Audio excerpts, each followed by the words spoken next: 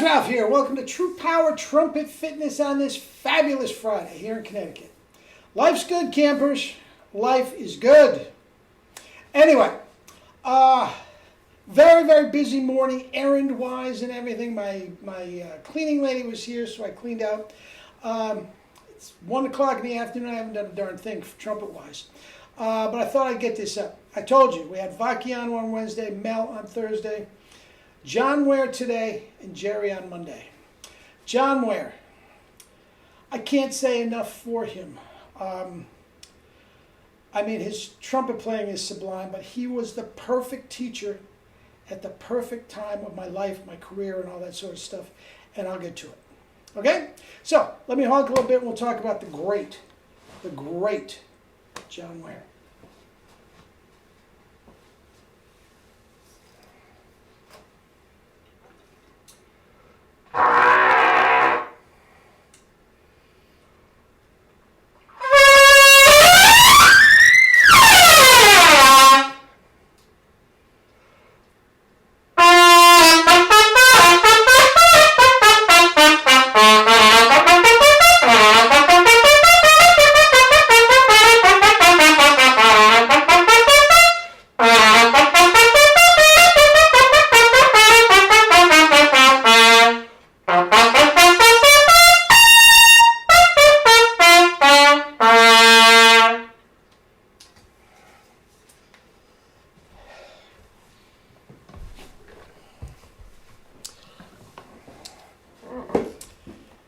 Anyway, how's that for warm-up? Speaking of my guys, John Ware, Mel, and Vacchiano, what would they say? Back in the day, if I walked in with my trumpet and my kettlebell, say, you know, I haven't warmed up yet, just give me a second. I do 10 swings, and I do that. I know what Vacchiano would say. Salmi, what the hell are you doing? Anyway, John Ware. Now, I have done videos about his chops before. I mean, sublime. Herseth level chops. Absolutely Herseth level chops. Jerry helped him out at one point in his life, and I'll get to that in a second. But Bach mouthpieces, I believe it was a 5C, Bach trumpets, high F as big as a house, and anything down could play anything. He was the successor to Nat Prager in that regard, in that it didn't matter. It didn't matter what part it was, first through fourth, he could just kill it. Just absolutely kill it. Great chops. His piece de resistance was, and I got it down below, his Mahler third post-horn solo with Leonard Bernstein. Nobody's played it any better. Nobody's played it any better. It was absolutely the most beautiful thing I've ever heard. And that comes into play, too. Later on, I'll get to that. I hope I remember. Jerry, now, he, after all these years in the Philharmonic, Vacchiano retired, and they were auditioning. And he was very put off that after how many years in the Philharmonic, they made him audition, believe it or not, for the principal trumpet. It came down to him and Gerard Schwartz. They gave it, split it up, co-principal, not assistant principal, co-principal, and Schwartz didn't last 6 months. Vacchiano, John Ware, everybody thought that was a joke, that it was. He didn't last 6 months, he didn't get tenure. So Johnny had it and, for a period of time, and then Phil Smith came. And the two of them played it together. But basically at that point, John had enough of the first part, more than happy to give it to Phil Smith. He wasn't going to concede it to Gerard Schwartz. I mean, again, it's a different video.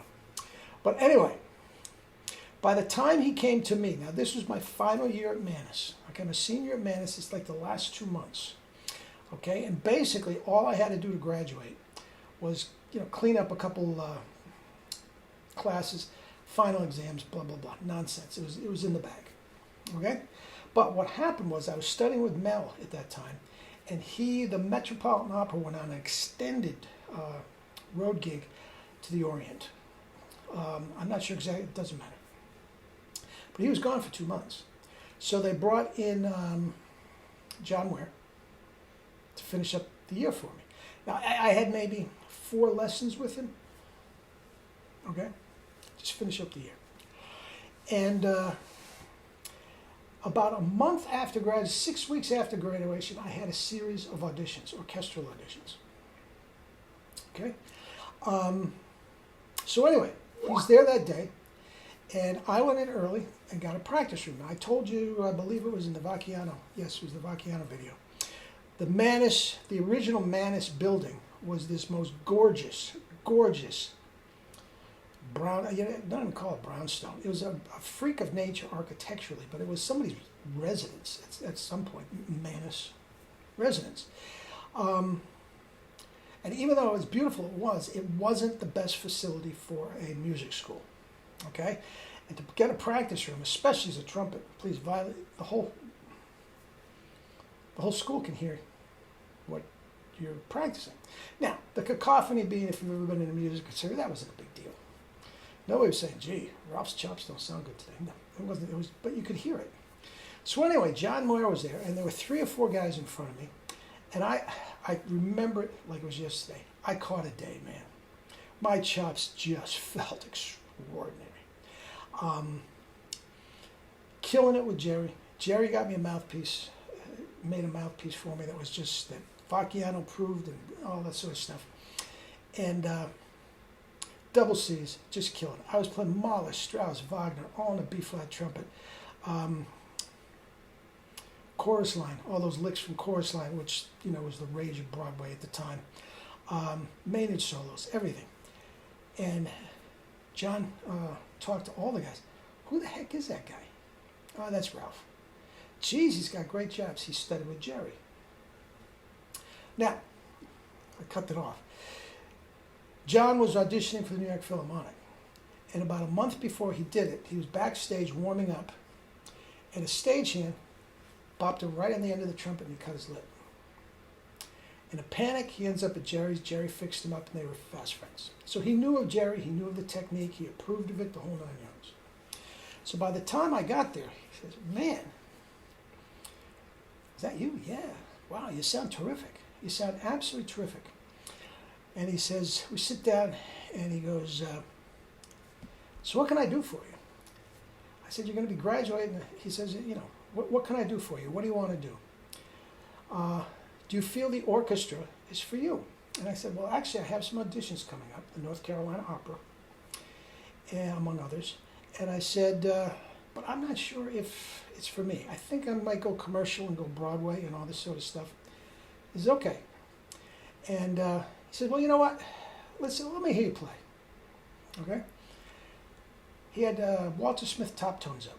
Do you ever play this? And I said, I'm an Arbin guy, but yeah, I'm familiar with it. Well, try number 1. Killed it. I felt like Maurice Andre. I take that back. I felt like Mel Broyles. I was playing with dynamics. I was playing with nuances. I was phrased. Nailed it. He got all done, and he says, seriously, Ralph, what do you expect me to teach you? I can't teach you anything. Jerry's got your chops in shape, your technique. What do you want? He goes, Broadway, do you know somebody? I knew 2 guys. He says, because at the end of the day, that's it. I mean, you can play, but you got to have somebody to bring you in. He says, why don't we work on your auditions, okay? And then before you go, you can run them by Mel, you can run them by Bill, okay. And I said, I'm not letting you go without taking a lesson on the post-horn solo. Okay, so we went over that. But the fact that and we did 4 lessons, and he says, Ralph, best of luck. You sound terrific. You're ready to go. You're absolutely ready to go. For a guy of that stature to talk about that and listen to me play and say, Ralph, there's nothing I can teach you. I can't begin to tell you what that meant to me. Now, Vacchiano and Broyles were about beating you up. I mean, they're wonderful teachers, but they just really wanted to prepare you for what was going on. And I thought I had it. The mouthpiece and everything was ready to go. John Ware, he was the first guy that said, Ralph, go out and do it. You got it. So I took those auditions. I got the New York Philharmonic. I got the North Carolina Opera, which I really thought I'd spend several seasons down there, and I'll end up getting Mel's seat. That was my grand plan. Well, Mel lasted another 25 years. They had to take him out on a stretcher, literally, for having a stroke in the pit. So it's a good thing I didn't wait around for him to retire, or I would have gotten old just waiting. But yeah, I went to Vacchiano after that, and everything was just all cleaned up. Just a little, and what I did with John was basically, gee, that sounds great, but musically speaking, you just might want to think about this. If you see how you can sort of crescendo into that note, and it was all just fine tuning.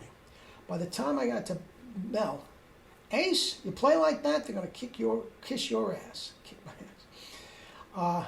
Vacchiano, sound on it. What mouthpiece you got there? Before I played a note, and I said, I'm not going to tell you until you tell me what you think. And I had played a great. He says, what is it? And it was a Jerry. It was like a 2-rim with a C cup with a. He was doing it all on the lathe by himself out in Staten Island at that time, and with a Parduba double cup and all this, and it was really a nice mouthpiece. He says, "You sound great. Go get him." And sure enough, I got it, and we went from there. But I can't begin to tell you, with a person of that stature at that point in my life, to give me that sort of support, motivation, I can't thank him enough. I can't thank him enough.